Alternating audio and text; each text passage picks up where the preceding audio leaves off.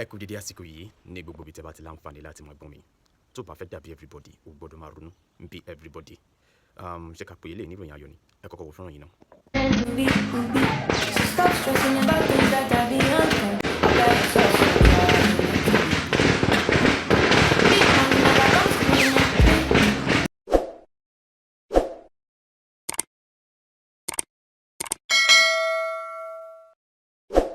Ọ̀tẹ̀ ló ń jẹ́ ìlú ń pè ọ́, kò sẹ́ni tí ò lórúkọ tiẹ̀, àti wípé ọmọ kì í gọ̀ títí sẹ́ẹ̀ kó gbàgbé orúkọ ara rẹ̀. Ààfin tèmi ò nílò ìdánimọ̀ lọ́jà, tó bá dọ́jà báyìí wọ́n á mọ̀ bó dọ́jà ni. Èmi tí ń tòótọ́ Samuel Owóyẹmí, fẹ́lẹ́fẹ́lẹ́ láyé lórúkọ mi, fẹ́lẹ́ ní gbogbo èèyàn mọ̀ mí sí. Èmi náà kọ́, Ọlọ́run ọba òkè ló fún mi ṣe ní gbogbo ìgbà. Tó bá fẹ́ dàbí everybody, o gbọ́dọ̀ máa ronú bí everybody. Ṣé rí ọ̀rọ̀ tí mo mú wá yìí, tí mo fẹ́ mú ẹnu bà yìí, ẹ jẹ́ kí n land, ẹ jẹ́ kí n délẹ̀. Bó ti jẹ́ ní àárín ni bí mo ṣe mọ̀ wá sí etí ìgbọ̀n yín. Tó bá jẹ́ pé ẹ̀yin lè dúró mọ́, ẹ máa bá mi fi ránṣẹ́ sí abẹ́ comment section. Ẹ dẹ̀ bá mi máa ṣe bẹ́ẹ̀ like, kẹ́ dẹ̀ bá mi share, nítorí ó ṣe pàtàkì lórí ọ̀rọ̀ àwọn akẹ́kọ̀ọ́ àti àwọn olùkọ́ èyí tí wọ́n jí gbé ní ìpínlẹ̀ Ọ̀yọ́. Mo ṣèlérí láti máa update yín, láti máa mọ bó ṣe ń lọ nípa ti gbogbo ohun tó bá ní ṣe pẹ̀lú ọ̀rọ̀ àwọn ọmọ yìí. A dẹ̀ tún ṣe ládùúrà gẹ́gẹ́ bí ìṣe wa wípé Ọlọ́run á bá wa ṣọ́ wọn dé láyọ̀ àti àlàáfíà, wọn ò ní fi ara pa. Ọlọ́run á kún ìjọba lọ́wọ́ àti gbogbo àwọn ẹ̀ṣọ́ ààbò tí wọ́n ti ṣetán láti ràn wá lọ́wọ́ lórí àwọn ọmọ yìí, wípé àṣeyè lálákànṣepọ̀, àṣeyè lẹ́ máa ṣe lórí àwọn ọmọ yìí láti rí pé wọ́n padà láyọ̀ àti àlàáfíà. Gbogbo ẹ̀yin ti ru ẹkùn vigilante, àmọ̀tẹ́kùn, so-safe, gbogbo yín àti OPC o, gbogbo ipa tẹ́ ẹ bá ń kó ní òtítọ́ àti ní òdodo tó bá jẹ́ láti inú ọkàn yín ni Ọlọ́run á fún yín ṣe lórí àwọn ọmọ yìí. Ẹ má jẹ́ kí n bá òpó lọ́lé olóró, ẹ má jẹ́ kí n dá yín lágara ọ̀rọ̀, mo fẹ́ lọ tààràtà so ohun tí mo fẹ́ mú wá sí etí ìgbọ̀n yín ni. Àwọn èèyàn kan wà láyé yìí tí wọ́n ṣe pàtàkì tá a máa sọ̀rọ̀ nípa àwùjọ. Lórí ọ̀rọ̀ ètò ààbò náà ni mo fẹ́ jẹ́ kí ẹ mọ̀. Àti àwọn akẹ́kọ̀ọ́ wọ̀nyí, àwọn èèyàn kan ṣe pàtàkì láwùjọ. Àwọn èèyàn bíi ọba aládé, àwọn ààrẹ, gómìnà, àwọn ọmọ ilé ìgbìmọ̀ aṣòfin, àwọn olórí ilé ìjọsìn, pásítọ̀ ní ti ẹ̀sìn Kristẹni. Bẹ́ẹ̀ àwọn èèyàn kan náà ṣe pàtàkì ní ti ẹ̀sìn Islam. Bẹ́ẹ̀ àwọn oníṣẹ̀ṣe náà, àwọn náà wọ́n ṣe pàtàkì. Ẹ jẹ́ kí n kọ́kọ́ sọ ohun tí gbajúgbajà òjíṣẹ́ Ọlọ́run ilé ìjọsìn Ìràpadà RCCG. Mo ti sọ pé ohun tí ẹ bá rí sí ọ̀rọ̀ wọn, ẹ rà bá mi fi sí abẹ́ comment section. Àwọn méjì ló sọ̀rọ̀. Kí ni solution? Kí ni orísun? Níbo kí ni orísun ohun tó ń ṣẹlẹ̀ sí wa gangan? Ẹ jẹ́ kí n tẹ̀síwájú. Ọ̀yọ́ abductions, their release is going to be dramatic. God, did not tell me the time or the details. He then told me to leave that aspect in his hands, and he said he would talk to me about what would happen after this particular incident. GO of RCCG, Enoch Adeboye said. Pastor Enoch Adeboye, àwọn ni wọ́n sọ eléyìí lórí ọ̀rọ̀ àwọn akẹ́kọ̀ọ́. Wọ́n sọ pé Ọlọ́run sọ fún wọn bí eré ìtàgé, bí drama ní ìtúsílẹ̀ àwọn akẹ́kọ̀ọ́ yìí bó ṣe máa rí nìyẹn. Wọ́n ní Ọlọ́run ò sọ fún àwọn àkókò àti kúlẹ̀kúlẹ̀ ọ̀rọ̀ yẹn. Wọ́n ní Ọlọ́run sọ fún àwọn wípé kí àwọn fi gbogbo ìtókù lẹ̀ sí ọwọ́ Ọlọ́run, wípé òun yóò bá àwọn sọ̀rọ̀. Wọ́n ní Ọlọ́run yóò bá àwọn gẹ́gẹ́ Pastor Adébóyè yóò bá àwọn sọ̀rọ̀ nípa ti ohun tí yóò wá ṣẹlẹ̀ lẹ́yìn ìtúsílẹ̀ àwọn akẹ́kọ̀ọ́ yìí. Tó bá fẹ́ dàbí everybody, gbọ́dọ̀ máa ronú bí everybody. Ohun tí wọ́n yànnàná, ohun tí wọ́n sọ, ohun nìyẹn o. Kí lẹ̀yin rí sí ẹ fi ránṣẹ́ sábẹ́ comment section. Part 1 nìyẹn. Ẹnìkan tó wá jẹ́, wọ́n sì sọ̀rọ̀, ṣùgbọ́n mo kọ́kọ́ fẹ́ rí ìyẹn fún yín ná. Part 2, òun wá ní ibi tí gbajúgbajà òjíṣẹ́ Ọlọ́run ti ilé ìjọsìn Deeper Christian Life Ministry, Pastor Williams Fọlọ́runṣọ́ Kúmúyì, ibi tí àwọn náà ti sọ̀rọ̀ tí wọ́n fi dá sí ohun tó wà nílẹ̀ yìí. Ohun tẹ́ ẹ bá tó wá rí sí yẹn náà, ẹ bá mi fi ránṣẹ́ sí abẹ́ comment section. Ṣé ohun tí mò ń rí sẹ́yìn náà rí? Okay.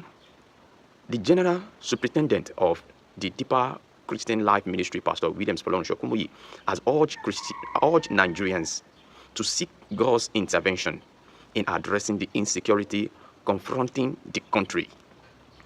Pastor Kumuyi made the call while speaking with journalists after paying a courtesy visit to Benue State Governor Aisha Aliya, who was represented by his deputy Sam Ode at the government house. The visit was part of activities lined up for the week-long global crusade in Gbogbo and Otukpo local governments According to the renowned Cleric, God remains the ultimate solution to the nation's challenges. Ṣẹ̀gbọ́n wọ́n ti kọ́kọ́ sọ ní àkọ́kọ́ paragraph tí mo kọ́kọ́ mú wá fún yín yẹn, wọ́n ní kí ọmọ orílẹ̀-èdè Nàìjíríà ká wojú Ọlọ́run fún ìdásí lórí ọ̀rọ̀ ìṣòro ètò ààbò tó ń kojú orílẹ̀-èdè Nàìjíríà. Ohun tí wọ́n kọ́kọ́ sọ ní first paragraph yẹn ni wọ́n ní lásìkò tí wọ́n ṣàbẹ̀wò sí gómìnà ìpínlẹ̀ Benue Aisha Aliya ní ilé ìjọba nípa ti ìsọjí ìta gbangba kan tí wọ́n fẹ́ ṣe. Ok, ẹ jẹ́ n tẹ̀síwájú. Ó wá sọ dímọ̀ pé Ọlọ́run nìkan ní ọ̀nà àbáyọ kan ṣoṣo sí ìṣòro tí orílẹ̀-èdè Nàìjíríà ń kojú. Pastor Kumuyi ló sọ bẹ́ẹ̀ o. Ẹ jẹ́ n tẹ̀síwájú. We know that when bad things happened, there are people who are responsible for it, but the people are not the solution. God is our problem solver. He added, God is waiting for us. He said, if my people who are called by my name will humble themselves and turn away from their sins, He is ready to solve their problems. Pastor Kumuyi ni wọ́n sọ eléyìí. Wọ́n ní a mọ̀ pé tí nǹkan bá ṣẹlẹ̀, àwọn èèyàn kan la máa ń di ẹrù ẹ̀bi yẹn lé lórí. Ṣùgbọ́n àwọn èèyàn yìí kọ́ ní ọ̀nà àbáyọ. Ọlọ́run nìkan ló lè bá wa tán àwọn ìṣòro yìí. Nǹkan tí wọ́n sọ níbẹ̀ yẹn nìyẹn. Ó wá tún fi kún, wọ́n ní Ọlọ́run ń dúró dè wá ní pé tá a bá lè gbé ìwà ìrẹ̀lẹ̀, tá a bá lè gbé wọ̀, ká yà kúrò lójú ọ̀nà ẹ̀ṣẹ̀, Ọlọ́run ti ṣetán láti bá wa tán ìṣòro wa ní orílẹ̀-èdè Nàìjíríà. Ṣé ká sọ wípé ẹ̀ṣẹ̀ wa pọ̀ ní lórílẹ̀-èdè Nàìjíríà? Ṣé ká sọ wípé àgbàdúrà tó ní lórílẹ̀-èdè Nàìjíríà? Tẹ́ bá wo statistics, ẹ rí i pé lórílẹ̀-èdè Nàìjíríà the way tá a ṣe mú ọ̀rọ̀ àdúrà kì í ṣe kékeré. Àbí ibo ló tún kù tí ọ̀rọ̀ náà ti wọ́ wá? Ohun tẹ́ bá rí sí ọ̀rọ̀ tí Pastor Kumuyi sọ yìí, ṣé àti ké pe Ọlọ́run ni? Ṣebí ìwé ẹlẹ́sìn mímọ́ kan ló sọ mímọ́ pé tí Ọlọ́run wúwo láti gbọ́ ìpè wa. A gbàgbọ́ nínú Ọlọ́run ní tòótọ́. Bí àwọn èèyàn kan ṣe gbàgbọ́ nínú Allah, báwọn èèyàn kan ṣe gbàgbọ́ nínú ìṣẹ̀ṣe. Ibo ló ti wá wọ́ wá? Ibo ló ti wá wọ́ wá? Dẹ̀ dákẹ́ náà, à ń sì ń wojú Ọlọ́run gẹ́gẹ́ bí wọ́n tún ṣe. Èmi kò rí eléyìí gẹ́gẹ́ bí wípé wọ́n kò fi eléyìí, wọ́n kò fi sin wa nígbẹ́rẹ́ ìpàkọ́ ni. Wípé ká má ti sọ ìrètí nù o, ká ṣe máa ṣe kíni, ká ṣe máa wojú Ọlọ́run fún ọ̀nà àbáyọ sí ìṣòro tó ń kojú wa, ìṣòro ètò ààbò lórílẹ̀-èdè Nàìjíríà. Ẹ jẹ́ wá lọ sí ọ̀dọ̀ Pastor Adébóyè. Ọ̀rọ̀ kan èyí tí wọ́n kọ́kọ́ sọ nígbà kan láàrin ọ̀sẹ̀ yìí náà ni. Kẹ́ wá gbé yẹ̀wò síra wọn, kí wá máa ṣe lọ. Kẹ́ wá fi gbogbo ohun tẹ́ bá rí sí ẹ fi ránṣẹ́ sábẹ́ comment section. Níbi eléyìí wọ́n sọ pé he has done his bit. Pastor Adébóyè defends Tinubu. Ẹ jẹ́ n kà síwájú fún yín. Wọ́n ló ti gbìyànjú, ó ti ṣe wọn tó lè ṣe. Wọ́n wá gbé sẹ́yìn Ààrẹ Bọ́lá Ahmed Tinubu. Let's continue. The General Overseer of Redeemed Christian Church of God, RCCG, Enoch Adeboye, has defended President Bola Tinubu against criticism over the country worsening insecurity. Wọ́n ní wọ́n ṣe àtìlẹ́yìn fún Ààrẹ Bọ́lá Ahmed Tinubu pẹ̀lú bí àwọn èèyàn ṣe ń bu ẹnu àtẹ́lù lórí ìṣòro ètò ààbò tó ń kojú orílẹ̀-èdè Nàìjíríà. Ẹ má bá mi fọkàn bá ọ̀rọ̀ yìí lọ. Alágbẹ̀dẹ mi tán lórí lójú kan, Ọlọ́run tó fẹ́ fàyọ. Okay, Adeboye said the president has fulfilled his responsibility by issuing directives to the military.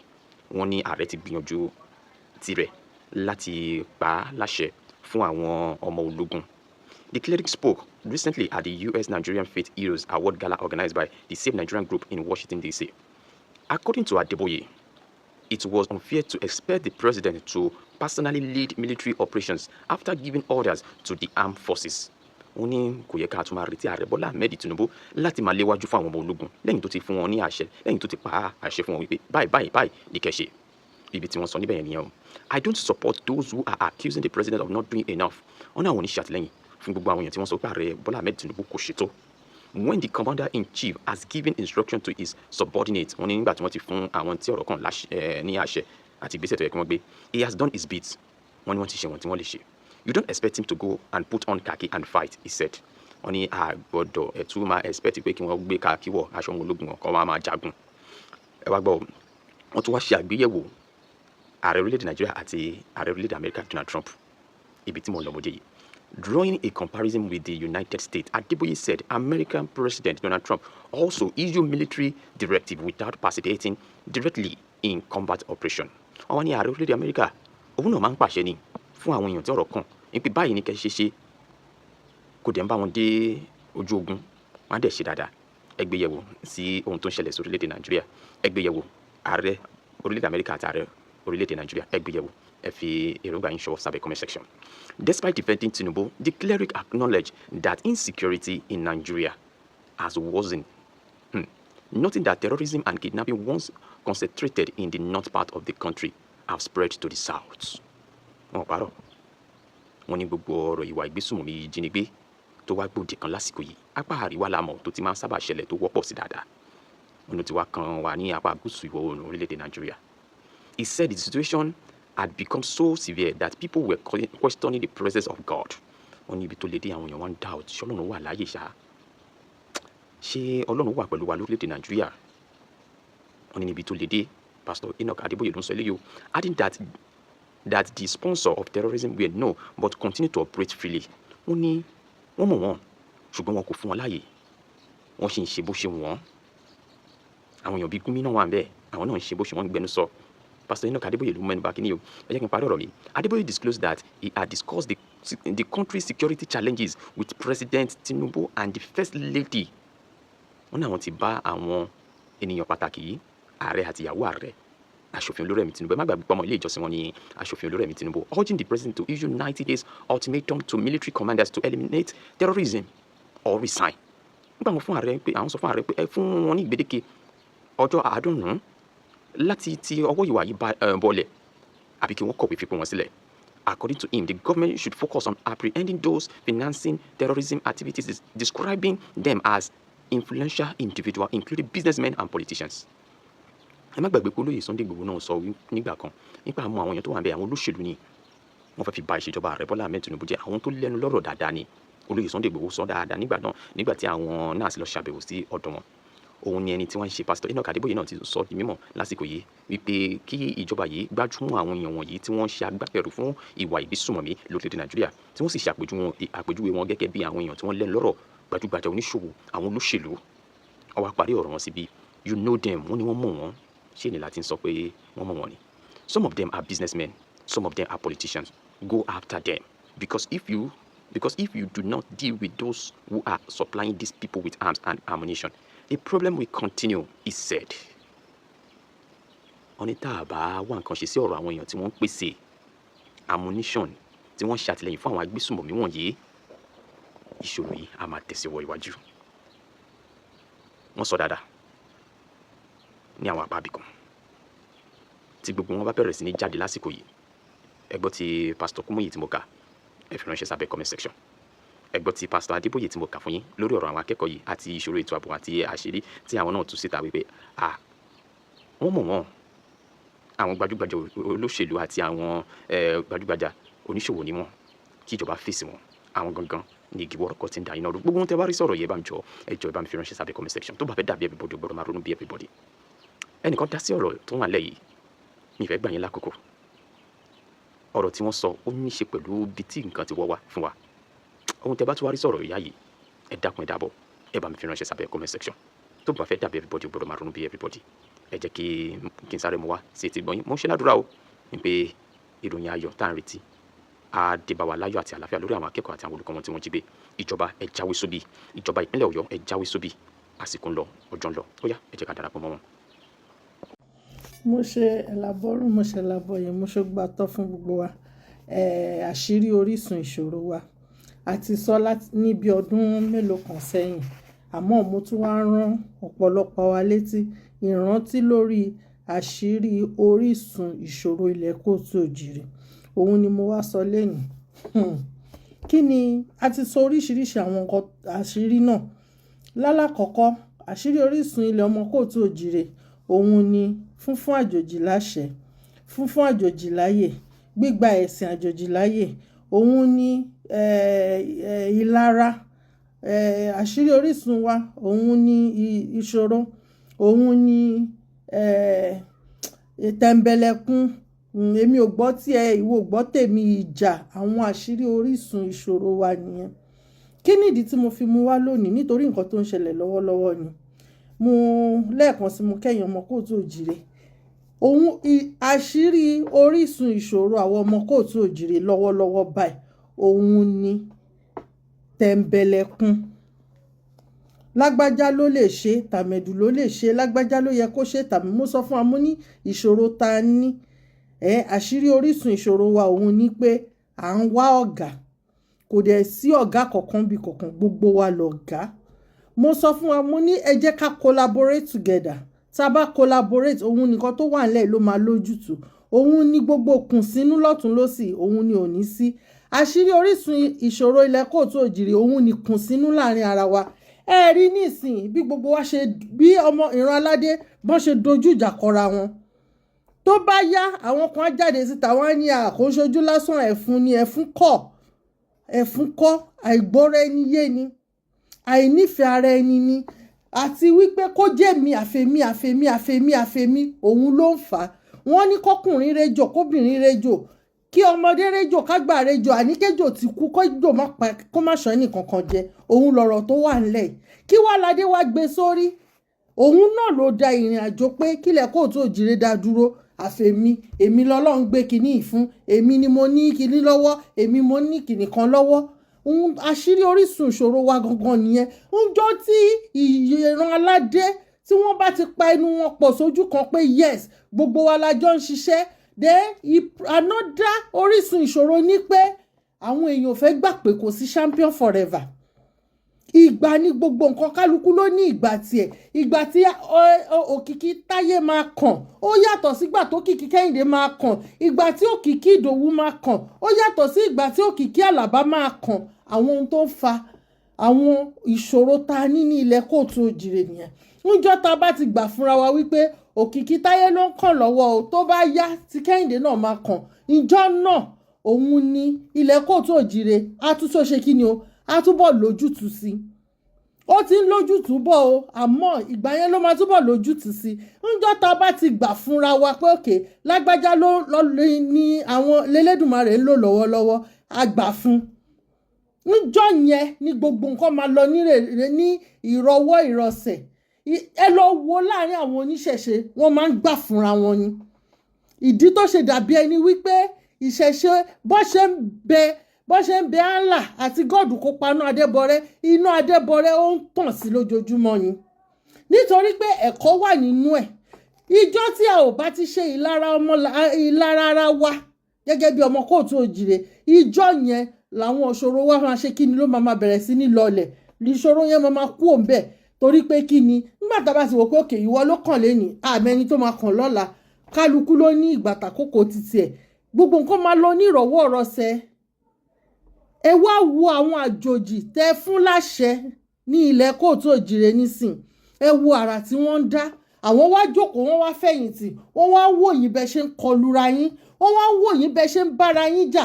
Ìṣòro kan nílẹ̀ kóòtù àjíire, ìṣòro kan náà ní lọ́wọ́lọ́wọ́ báyìí. Ìṣòro àwọn agbésùnmọ̀mí ni, ìṣòro àwọn àjòjì ni, ìṣòro ẹ̀sìn àjòjì ni. Ìṣòro yẹn tẹ́ bá wá compile it together under one umbrella ló wà.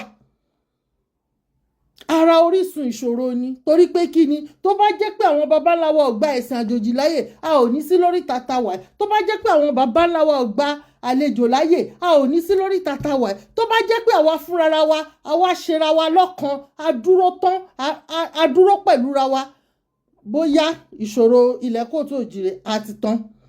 Kí ló ń fa àìkí níṣẹ́gun lórí àwọn ìṣòro yìí? Mo máa sọ. Èkíní àìkí níṣẹ́gun ni pé lágbájá ò lè ṣe. A ò mẹ́ni táṣẹ wà lẹ́nu ẹ̀. A ò mẹ́bi tí wọ́n rí àṣẹ mọ́. A ò mọbi táṣẹ wà. Támẹ́dù ó lè rí ṣe. Irọ́ ló ń pa. Irọ́ ni. Ó fẹ́ ṣe kinní kan ni. Àwọn nǹkan tó jẹ́ kí ìṣòro yẹn kó má máa ṣẹ́ ní kíákíá nìyẹn. Àwọn àjòjì wọ́n á ṣe nǹkan. Wọ́n á mú propaganda oríṣiríṣi, wọ́n á fi tì í nídìí. Ẹ máa jẹ́yà lẹ́nu fún yín pé àwọn ará bíi, but tó bá ti dìgbà tẹ̀yìn ọmọ kóòtù òjìrè, tó yẹ kẹ́ fi propaganda gbé lídìí pé ó ti ń ṣe, ó máa padà ṣe, ó máa tuntun ṣe náà ni. Àwa tá wà lẹ́yìn ọ̀rọ̀ tó rò fi ń kélélé máa ṣe lọ. Ẹ̀yin máa ní kò lè ṣe ni, kò rí ṣe, kò lè mọ̀ ṣe, kò wá ń ṣe tẹ́nìkan o. Gbogbo èèyàn ni. Gbogbo èèyàn ni. Mo fẹ́ dàbí lágbájá, ṣé lágbájá ni ẹ́? Ṣógo tí lágbájá gbé wá ló gbé wá? Ara àṣírí ìṣòro ilẹ̀ kóòtù òjìrè òun lẹ rí yẹn. mo fẹ́ dàbí tàmẹ̀dù, ṣé tàmẹ̀dù ni ẹ́? Ògo tí tàmẹ̀dù ní lo ní, òrìṣà báwáyé tàmẹ̀dù ló bá níwọ náà bá wáyé. Ibi tí ìṣòro ti bẹ̀rẹ̀ nìyẹn. Ó dijọ́ tí ọmọ kóòtù òjìrè bá jẹ́ èmi lèmi o, wọn kọ́ má fẹ́ lòmíì ṣe mí, wọn ọ̀dẹ̀ ní fẹ́ lòmíì ṣe mí láṣẹ Èdùmàrè.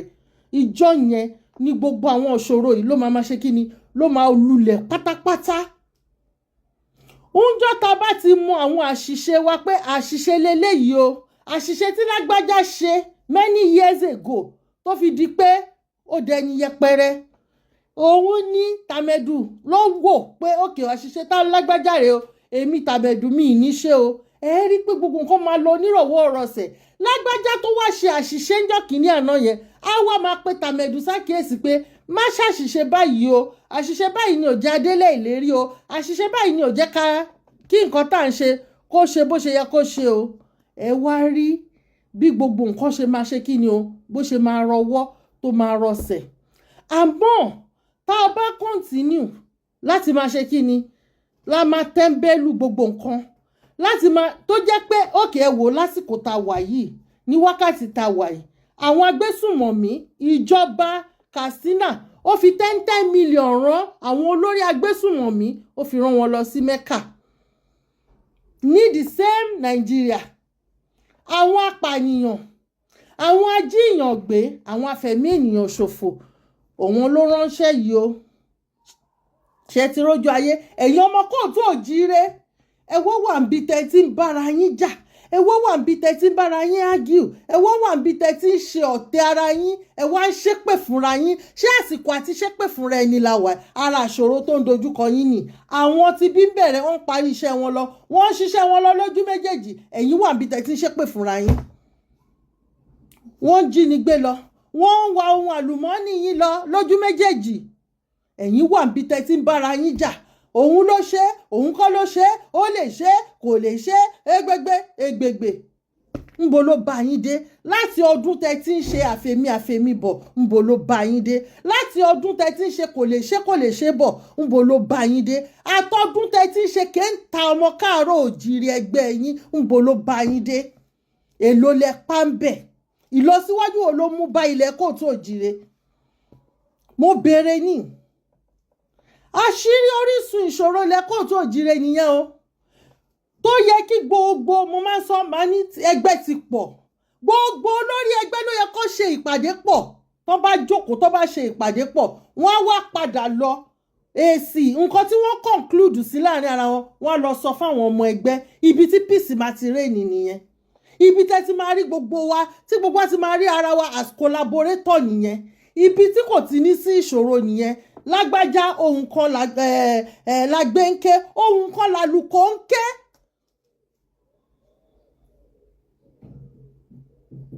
Kò sí àní tàbí ṣùgbọ́n bẹ́ẹ̀. Àmọ́ tẹ́ bá continue báyìí, ìgbà wo làwọn àjòjì ò ní borí ilẹ̀ kóòtù òjìrè? Ìgbà wo náà ní gbẹ́rù ní ẹ̀ní lẹ́yìn ọmọ kóòtù òjìrè náà ní gbẹ́rù rúra yín lẹ́yìn láti ṣílẹ̀kùn fún àwọn àjòjì wọlé? Torí ẹ ti kọjú ìjà síra yín báyìí, torí ẹ ti kọjú ogun síra yín báyìí. Ìgbà wo lẹ ò ní ṣílẹ̀kùn fáwọn àjòjì pé ẹ lọ ká wọn mọ́? Ìjàkadì. Hi, good afternoon, guys. So I'm going to be introducing my product to you, ginger herbal extract. I'm a marketer for ginger herbal extract, and let me tell you about this product. This product heals any form of illness. If you are the type that deals with frequent illness, body pain, headaches, menstrual cramps, or you are the type that you want to reduce your weight, like you feel like I feel so bloated, I feel so heavy, I want to reduce my weight, I want to lighten up my bloatedness. And also, if you are the type that your libido is very low, either a man or a woman, you can actually use this product, this ginger herbal product. Now, this is how it works.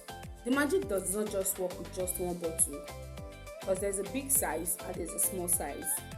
Now, this magic does not just work with just one bottle.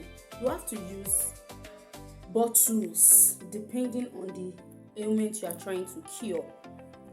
how does that work now? For myself, product, I had issue of BP, bloatedness, body pain frequently, and then I was always battling with malaria before I came across this particular product. And when I was introduced to the product, I came across ginger. I was like, it's bitter, is this, is that. And I remember using a particular product, I'm not going to be mentioning that name, that is also bitter. So the person that introduced this ginger to me was like, it's not that bitter as the other product and it's very effective. I said, okay, fine, no problem, I'm going to give it a try. So yes, I tried it, and I saw testimonies of people testifying about it, that it's a very, very good product. And I was like, okay, fine, I want to see it happen to me too. So as at the time of me coming across ginger Abayọ extract, I was weighing 110. So yeah, I started using this product this year. So along the process, I started using the bottle. I started with the small bottle, then I moved to the big bottle. Before I knew it, the third bottle, fourth bottle, fifth bottle. In short, I have my empty bottle here that I've finished it, and many more other bottles inside the house that I've used from this particular product. And lo and behold, this week I went to check my weight, and I was so happy to see that it has come down to 100. And I was like, okay, I'm getting there. And body aches, especially my back. I used to complain about my back, but ever since I came across this particular product, I don't have any reason for back pain. I used to feel bloated very well, but these days I don't feel bloated. I just eat, my food digests, and boom, I'm good to go. Now, I started selling this product to my friends, my local government, because I'm a poor member, and I came across a guy that was like, this ginger Abayọ extract really works. I like the product, it makes sense and all. And I came across another lady that was like, my dad used this and it really works for him. I was like, there's a lot of benefits. A lot. The list of the benefits it has is very long. If you have cholesterol, you want to reduce it, it's going to work for you. If you have rheumatism, it's going to work for you. Menstrual cramps is going to work for you. Headache, it works. Stomach ache, it works. And not just there, if you are infertile, like you have infertility issues of any kind, it works for you. And only if you are the type that you feel so tired even when doing something very little, it will work for you, because by the time you use 1 bottle, 2 bottles, you just feel that the way I used to feel tired before has reduced. You get? So I am telling you today, try that Abayọ extract by Multistream and thank me. And yes, guys, you can't just be the only one benefiting from this particular product. Also try to introduce it to people. You can be a distributor also. If you introduce someone, you come to me, I'll register you on the platform, and you get to sell your product to your people, market your product to your people. And very interesting about this particular product, aside that you are selling it and you are using it for yourself, you get bonuses on each purchase. Because you sell this product, you also have bonuses that the company itself will be giving you as you are making your purchase. So come and get ginger Abayọ extract and thank me later. Bye.